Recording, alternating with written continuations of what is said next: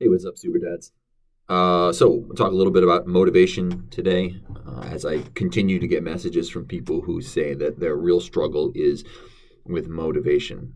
Maybe they feel like they know what to do. They feel like the plan that they have would work if they could implement it, but they just have this hurdle of not being motivated day in and day out for consistent action, right? Because it does come down to consistency.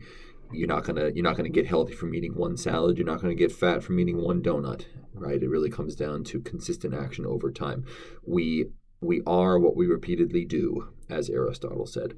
So motivation. Back to motivation. Here's something that's maybe or maybe not unfortunate, but it's definitely true, and that is that lasting motivation often doesn't come until people reach a point where they have just had enough of the way things are. Looking at a goal off in the distance that looks shiny and appealing can be fine. It can work for to some degree to get you motivated to action. The problem with it though is that most of those goals that you see off on the in the distance on the horizon, okay, often they're mirages. So it's not that the goal doesn't actually exist, but it's that when you reach the goal, it's not as satisfying as you had hoped it would be. It doesn't solve all your problems. It doesn't make you feel like a whole person. It doesn't jack up your self esteem or your self confidence and get you the woman of your dreams and the job that you've always wanted. That's unfortunately not the way it works. We are goal seeking creatures, animals. And so the seeking after the goal is where you need to find your value, your meaning, right, is in the seeking of it. Once you have it in your hands, it disappears quickly. It's like sand, it just runs through your fingers. So that's one reason why goals can struggle to motivate us. But another one is that it's a mirage in the sense that it's always further away than it looks, right? There's always going to be hurdles that pop up halfway through. There's always going to be, you're going to feel like you got halfway, but you're really only 10% of the way. And when we focus on how much further we have to go, which, like, if you're focused on the goal, you can't help but look at how much further you have to go. It's almost always going to be demotivating, right? It's much better to focus on how far you have come. But the problem then is, what if you haven't come very far?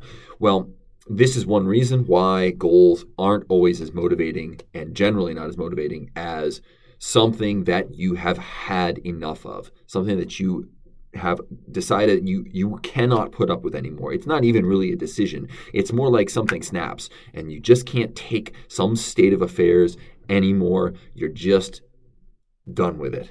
And in that case, it's going to motivate you to take a step away from that thing and another step and another step and another step. And then maybe you relapse and you go back and you're like, damn it, how am I back here again? And you take another step and another step and another step. And now you've taken 10 steps away from that thing. And now you can turn around and say, whoa, look, I've come a decent distance. What if I take another step? Okay, I went a little further. I was able to keep this up for a few more days. Okay, I'll take another one. I'll take another one. And now you're looking at how far you've come instead of how far you have to go. And at some point, you should look up. You should say, where is that goal? You're going to look around on the horizon. You're going to say, okay, I'm still headed in the right direction vis-a-vis my goal, my orienting goal, right? But really spend most of your time looking at how far you've come from that place that you didn't want to stay anymore, right? And what this might mean for you, for if you're really struggling to get motivation, is it's time to harness a little bit of your anger. In modern society, men get this message that it's never okay to be angry, right? That anger is not socially acceptable. It's socialized out of us. And what many of us fail to realize is that anger is like a tool or like fire, right? You can use it for very productive means, right? If you need to protect your family from an intruder in your house or a wild animal or something, right? Anger is not only good, it is necessary. It is necessary. And the reason for that is that it's very difficult to be both angry and scared at the same time, right? You can't, if you're angry at the bear that's attacking your family, you don't have time to be scared of it. you're basically just going to throw yourself in harm's way. Now, how does this relate to you having motivation or not? Well, a lot of the problems that people have with motivation is not that their goal isn't appealing enough. It's that the goal is appealing, and if they make some effort to pursue that goal and then fail, they are scared what that will say about them. Self-confidence is your reputation with yourself. And the more times you decide you're going to do something, you're going to go after some goal, and then you crap out after a few steps towards that goal, the more times you do that, the worse your reputation with yourself and thereby your self-confidence is getting. You learn to not trust yourself. And if you don't trust yourself, you are going to be scared to give yourself a goal that matters to you. So the more that goal matters to you, the harder it can be to meaningfully pursue it if you don't trust yourself that you will stick with it and be consistent. So there's fear. There's fear. There is a wall of fear that is preventing you from being really motivated to pursue your goal. And how can you deal with that? You can get angry. You don't necessarily get angry at the wall of fear that's in front of you. You get angry at yourself, okay? And you get angry at yourself for allowing motivation to dictate what you're going to be doing, right? To dictate how you're going to behave despite the fact that you know what you should be doing, okay?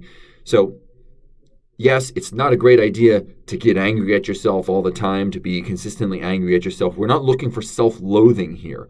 We're looking for the kind of anger that you can show towards your own kids when they are not living up to the people that you know they can be. This is the anger of love. This is the anger of knowing that somebody can be a better version of themselves and that they are choosing not to, that they are willfully not being the better version of themselves.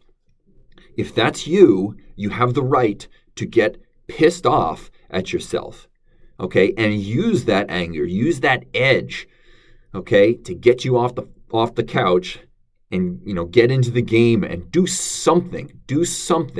And then instead of saying, oh, I was only able to do 2 minutes of working out today, the body that I want, the life that I want is still miles off in the distance. Say, you know what? Yesterday, I didn't do shit. But today, I got off the couch and I did a 2-minute workout. I did 10 squats. I did 1 minute of push-ups, right? I have moved away from that person and that place that I am done with, that I am fed up with, okay? You have permission to get angry at yourself for productive purposes.